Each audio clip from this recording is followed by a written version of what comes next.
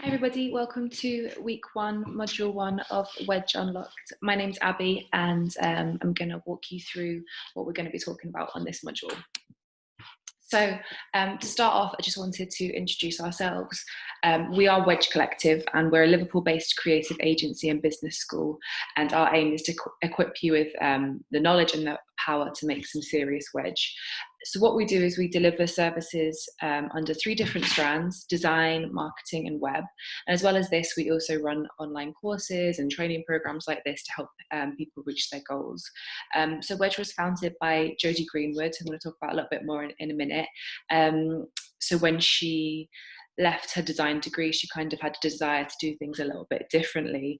She realised that there was a lot of gaps in her knowledge and that traditional curriculums and education don't prepare young people for what they're going to experience when they enter the kind of working world. So that's why we are here. My name's Abby and I'm the operations director. So I've got a background in marketing, events, PR and training. And then we've also got Jodie, who's the founder and director, and Jodie's got a background in graphic design, illustration, marketing, and project management. So it will be either one of us walking you through each module of this program, Wedge Unlocked. So why did we put this program together? So Wedge Unlocked is a partnership between Bury Creatives, and we've also been sponsored by Bury Art Museum to run the program. So these are the people who are kind of behind everything and have given us the ability to reach out to you all and teach you over the next 5-6 weeks. So how is it going to work? So what's going to happen is every Tuesday for the next 4 weeks, you're going to be sent a video just like this one and an accompanying task or a couple of tasks. You've then got 1 week until the following Tuesday to complete that task laid out for you. And then on that Tuesday, we'll have a Zoom call where we can discuss the module, we can have a look at your answers to the tasks and also work through any problems or questions that you might have. And then to end the Wedge Unlocked programme, we're going to have a virtual graduation. That's going to be held on Tuesday, the 3rd of November. What we're going to do is we're going to recap on everything that we've learned during the programme. We're going to present you with your certificates, and you're also going to hear from a selection of industry experts. So they'll be on a Zoom call and you'll be able to have some time with them to ask them any questions that you might have or any information that you might want to know about them and their careers. You'll have the opportunity to get it. Okay, so this is the first module and it's called Doing You. And what we're going to focus on is these 4 key sections. So we're going to take a look at identifying your skills and strengths. Then we're going to take a look at confidence and self-esteem. Then it's going to be setting goals and targets. And then finally, a little bit about your work-life balance.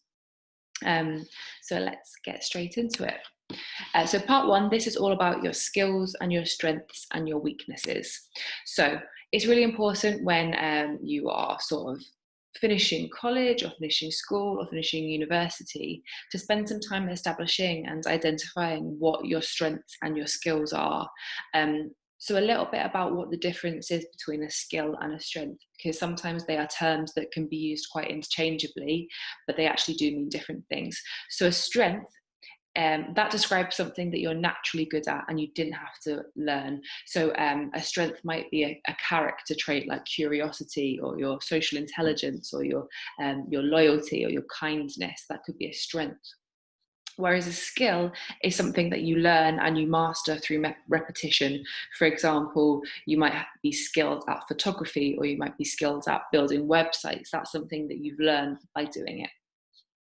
So it's really crucial for everyone to kind of gain a clear understanding of your strengths and your skills and also your weaknesses, because this is something that's going to come up a lot. It will come up in interviews, it will come up in business pitches, it will come up in lots of different areas of your life. So to know and understand them is really going to help you. So what you need to do to kind of establish this is ask yourself, what are you good at and what aren't you good at?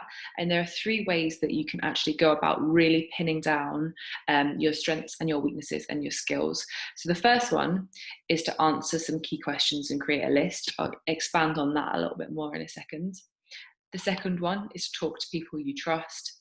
And the third one is to delve a little bit deeper by taking something like a personality test.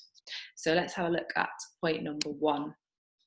So yeah, what you want to do is basically get a piece of paper, and you can do this in your own time, and split that piece of paper into 3 different columns. Your skills and your strengths and your weaknesses would be the title. And then you can use these sort of questions to help you establish the answers and start writing down points in each one of the columns. So ask yourself questions like, what am I good at? What have others complimented me about? So what have others said that, you know, is something that you're good at, or something about you? You might be kind, or you might be loyal. They might have complimented you about that in the past. Ask yourself, what task or activity seems to drain my energy? So is there something that sometimes you have to do, but you find it really, really drains your energy, takes you a lot of time, you sort of don't like doing it? So that might be something that you can kind of add into the weakness pile. And then ask yourself, which tasks or activities have I spent hours on without getting tired? So that's a really good indicator of finding something that is one of your skills. If you can spend hours and hours doing it and you don't get bored, or you don't get tired, and you don't get drained, something that you really like doing is going to kind of end up in your skills pile. And then a question like this: what are my hobbies and why do I like doing them? So finding those things that you really, really like doing is going to help you, because those are the things that you want to keep doing more and keep getting better at. Secondly, to help you establish your strengths and your weaknesses and your skills, you can talk to people that you trust. So spend some time and think of 3 to 5 people whose opinions you trust. And these should be people that have known you for some period of that time, not just like a couple of weeks or a couple of months. And make sure that you get a good mixture of people. So you can have some friends, some family members, some teachers, some mentors. And ask them what they think it is about you that will contribute to your success. Ask them what strengths you have and what weaknesses you have that may cause you to fail. So some of their answers might surprise you, and some of them you might kind of already be expecting.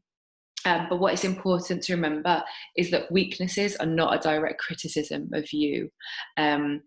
It's either a chance for you to understand if this is an area that you'd like to do some self-development in, or kind of move on. So for example, I know that I'm not a designer, and obviously that's quite a key part of what we do as Wedge Collective, but I've kind of understood that that is a weakness, but I'm accepting it and moving on, because I know that my time is better spent in other places, and we've got Jodie and other people who are good at those skills and can take on that work. So yeah, that's the second way to establish these strengths and weaknesses and skills. And then thirdly, is to do something like a personality test. So this is a little bit of fun, and it's going to be your task this week. You'll be sent a link to complete the 16 personalities test, and that's what these little people are on the screen. The 16 personalities test is based on a very famous personality test called the Myers-Briggs, but they've kind of developed it into something a little bit more palatable for the modern day. So it will take a little bit of time. So make sure that you've got that time and you can sit down and really think about and answer the questions properly. And at the end, you'll be presented with one of these personality types, and also like a 4 or 5 letter kind of symbol. So mine is ENFJ, and they vary. But what it will do is it will give you a greater self-insight, and it will mean that you can understand how you work, and also how you can develop relationships with those people around you by knowing what their personality type is as well. So yeah, have a go at that, because you might be interested in what the result is. Okay, so we're going to move on to part 2, which is all about confidence and self-esteem. So what is the difference between self-esteem and confidence? I just want everyone to take a moment to think about if they know the answer to this question. Because again, like what we were talking about before, these are 2 terms that can sometimes be muddled up and mixed up, but they actually mean very different things.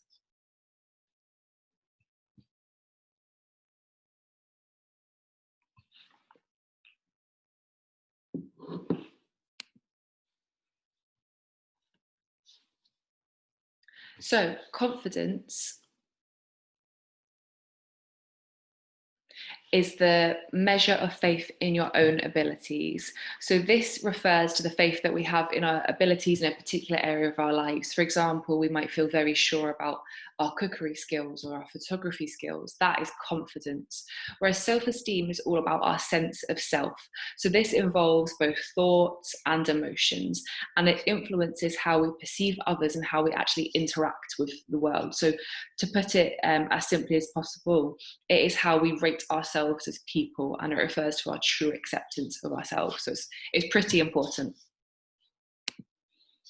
And it's a little bit more about this. For example, confidence is something that it can build and it can wane throughout your life. You might have more confidence at a certain time in your life, and you might lose some confidence. You might lose confidence for a number of reasons. It could be not getting a job, or struggling with how you look, or how you kind of perform in a different area of your life. That is confidence, but you can build your confidence. Whereas self-esteem is a lot more intrinsic to ourselves. So it's actually about how we are perceiving ourselves as a person. So it's incredibly important that we look after both areas of this, confidence and self-esteem.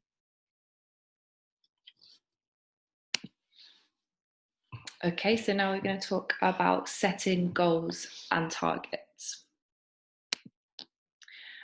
So when you're setting yourself a goal or a target, you might do this often, or you might not spend so much time doing it, but it is a really great way, because basically if you're not setting those goals and setting those targets, you're kind of sort of just floating along without really planning where you want to go and how you want to get there. So ask yourself these two key questions.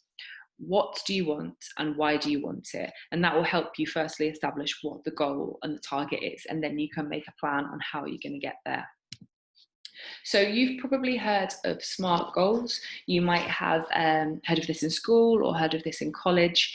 It's a very traditional goal setting method. So this was actually coined in 1981, and we think it's quite outdated. And also from our experience of setting SMART goals for ourselves and also teaching it to other groups of people, they're actually quite difficult to set and difficult to stick to.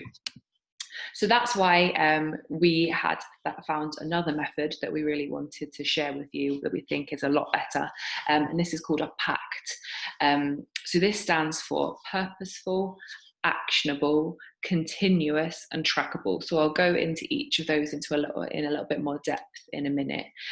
So the main difference is the SMART goal focuses on the outcome, the end result, whilst a PACT focuses on the output. So the output means kind of the effort that you're putting in to get the desired goal. So a PACT goal encourages continuous growth rather than like a fixation on that kind of end point. So that's the kind of key differences between a SMART goal and a PACT goal. So to go into the PACT goal in a little bit more detail, the P is for purposeful. So your goal needs to be meaningful to your long-term purpose in life, not just relevant to you right now. So it's really important that you care about the goals that you're setting, and that you spend some time and think about if they're actually aligning with your passions, because if they do, then you're going to feel a lot more motivated. So it's incredibly important that these goals are not just things that you're setting because you feel like you should, or you feel like you have to, or you feel like someone's told you. They need to be purposeful and meaningful to you and where you want to go in your life. A is for actionable. So a good goal is based on outputs that you can control. So your goal needs to be one that's within your reach and one that you're able to take action on today rather than over planning for tomorrow. So I think this is quite an important point as well. A lot of the time when we're setting goals and we're setting targets, we can get really caught up in sort of over planning them, and that can hinder us getting started. So actionable means you can actually action it today. So it doesn't need to be like, oh, I will start doing that when I get X, Y, and Z. I'll start learning how to build websites when I've got a new laptop. No, it needs to be something that's within your reach and something that you can begin moving forward on today. And then C is for continuous. So the actions that you take towards your goal, they need to be simple simple and repeatable. So many goals are not achieved because we kind of become overwhelmed by different decisions and different choices. With a continuous goal, you can give yourself flexibility, and the focus is on the continuous improvement rather than the end point. So you need to find something that you can do every day, that you enjoy doing every day, that is going to help you get towards that end point, but not make you fixate so much on what the actual end point is. It's all about that continuous improvement. And T is for trackable. So note this is trackable rather than measurable, as it is in a SMART goal, because sometimes, like statistics, they don't really matter. You want to be able to simply ask yourself a yes or a no question. So did you do some writing today? Yes or no? And it's simple to track those yeses. Okay, so that is packed goals. Just a little example of one here. So let's say your goal is to grow your Instagram account. Here are two versions of the same goal.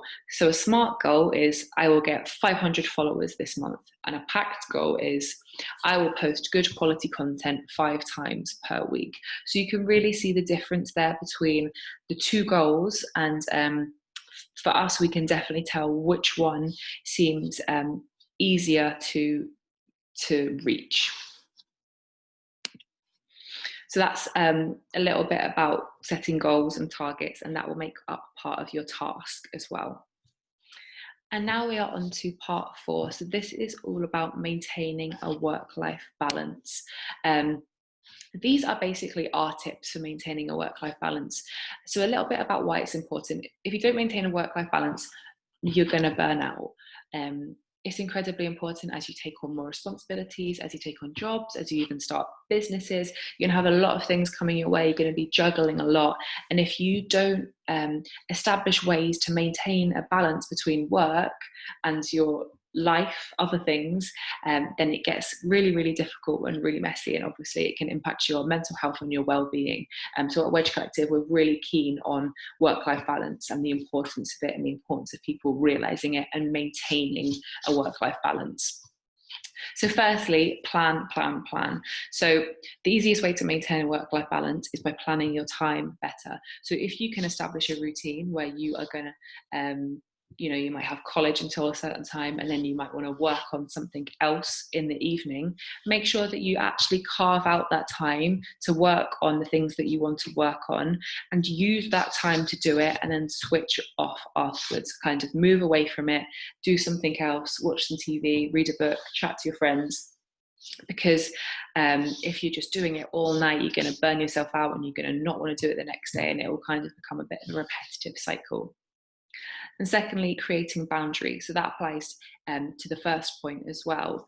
But in other ways, you can create boundaries with people. So for example, we don't reply to any kind of emails or work messages past 7 o'clock in the evening. That's our time to kind of switch off, try and move away from our phones, move away from talking to clients and things like that, and make sure that we have time away and create those boundaries. And people know that if it's urgent, they can contact us, but if not, they have to wait until the next working day. The third point is a really good one. Do one thing that you love every day. It's really easy for people to get caught up in working and all the other bits and pieces of life, all the other kinds of life admin, like, eating, washing, cleaning, working, all of those things, but actually spending time and establishing what is one thing that you love doing, and making sure to find even 10-15 minutes to do it every single day. So going for a bike ride, or cooking something that you really like. Find that one thing and remember to do it every day. The fourth point is set your priorities and be prepared to let things go. This is quite a good one. You don't have to say yes to everything. And in fact, when you do, that's when you can kind of get yourself in a little bit of a tricky situation in terms of maintaining your work-life balance, because you're just trying to say yes to everything that's coming in, and you can end up getting quite overwhelmed. It's important to be able to say, these are my priorities. These are what I need to do to get to where I want to go. And if something comes along that doesn't exactly fit into those, I don't have to say yes to it, and you can be prepared to let it go. And then finally, plan downtime. So make sure that you carve out time in your schedule every week to properly relax. And that might mean different things to different people, but you know what it is where you when you can properly kind of reset and refresh yourself. That's probably one of the most important things that you can do to maintain a work-life balance.